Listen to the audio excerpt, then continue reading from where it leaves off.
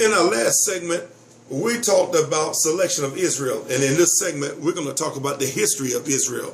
We're going to look at Psalm 78, verse 4.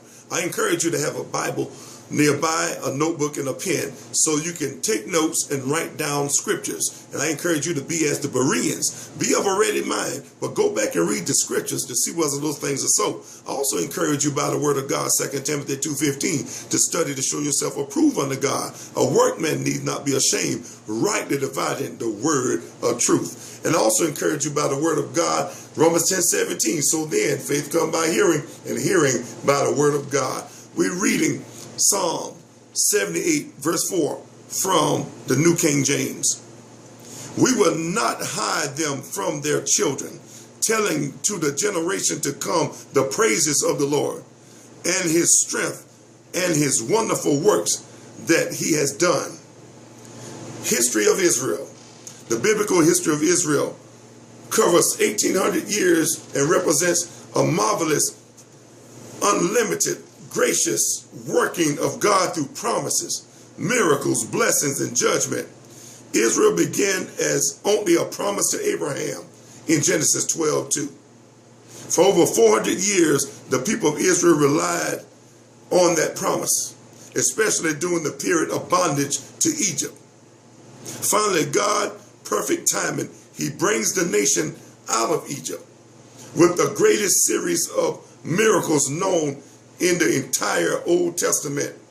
You will find in Exodus chapter 7 through chapter 15.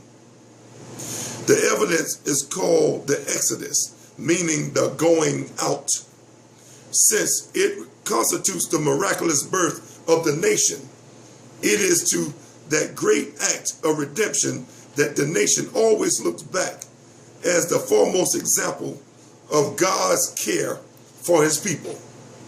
Reference to that is found in Psalm 77, verse 14 through 20, Psalm 78, 12 through 55, and Hosea chapter 11, verse 1. Once God has redeemed Israel, he established his covenant with them at Mount Sinai. Exodus chapter 19, verse 5 through 8. From that point forward, the nation is truly the Lord's possession, and he is their God. The covenant foretells gracious blessings for obedience and severe judgment for disobedience. The rest of Israel's history demonstrates the certainty of that prophecy. Through the periods of conquest, judges, monarchy, exile, restoration, and Gentile domination, Israel is blessed when she obeys the judge. When she disobeys, the nation is finally destroyed in 70 AD. Although this event is not described in the New Testament, many prophecies, however, promise a future redemption for Israel. Romans chapter 11, verse 26.